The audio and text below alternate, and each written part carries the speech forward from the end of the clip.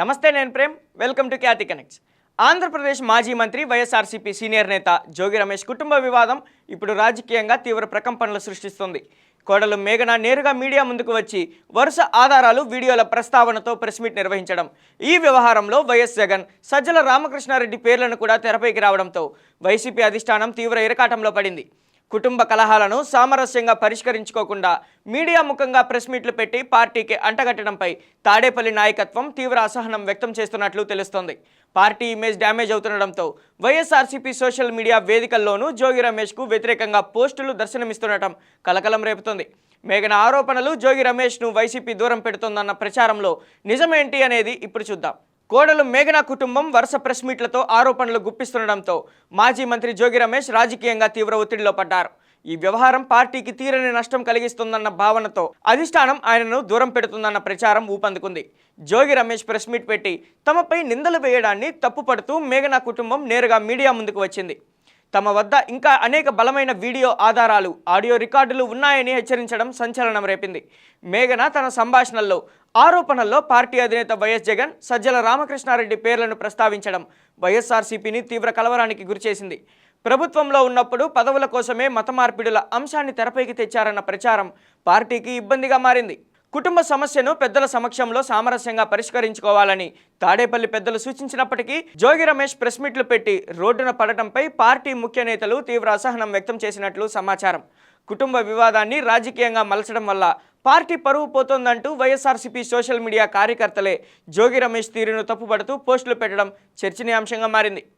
మొదట్లో ఇది కూటమి ప్రభుత్వం చేస్తున్న రాజకీయ కుట్ర అని జోగి రమేష్ వాదించినప్పటికీ కోడలు మేఘన స్వయంగా ఆధారాలతో బయటకు రావడంతో ఆ వాదనకు బలం లేకుండా పోయిందని విశ్లేషకులు భావిస్తున్నారు.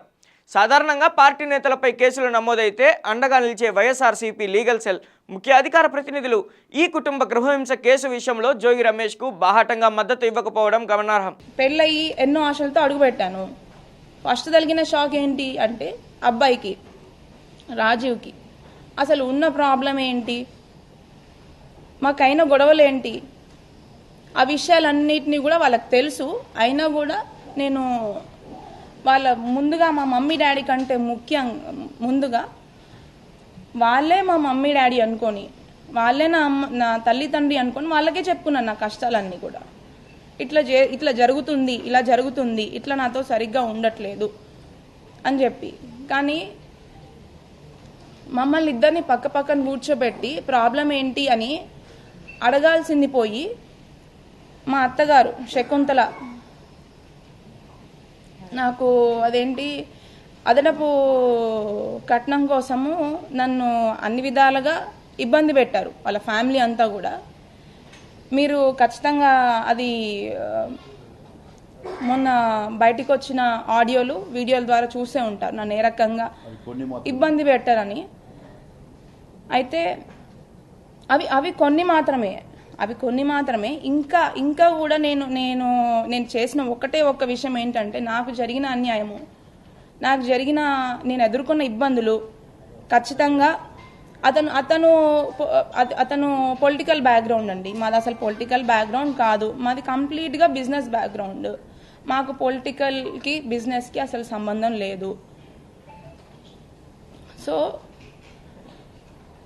నేను అదేవిధంగా మా అత్తమ్మ మామయ్యకి నాకున్న ప్రాబ్లమ్స్ని చెప్తే అది పక్కన పెట్టి, మీరు విన్నట్టు మొన్న ఆడియోలో ఇన్నోవా పెళ్ళైన కొత్తలోనే అండి, మాది May 28, 2025కి పెళ్ళైతే నెక్స్ట్ ఒక 1 monthలోనే ఆషాఢం రావడం జరిగింది. అయితే వెళ్లే ముందే 1 weekలోనే నాకు ఫస్ట్ షాక్ రాజీవ్తో తగిలింది.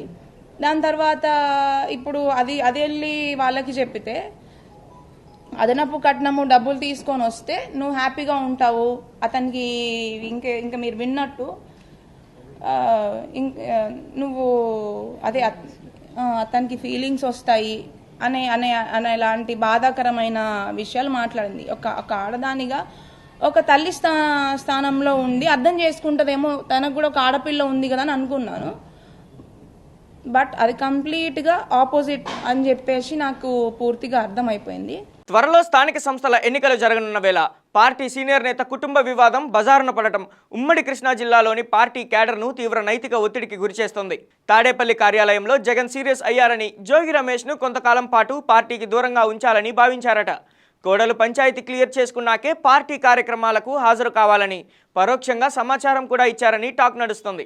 మేఘనా హెచ్చరించినట్లుగా తదుపరి విడత వీడియోలు, ఆధారాలు బయటకు వస్తే జోగి రమేష్ కుటుంబంతో పాటు పార్టీకి మరింత రాజకీయ నష్టం తప్పదనే ఆందోళన పార్టీ వర్గాల్లో వ్యక్తమవుతుంది.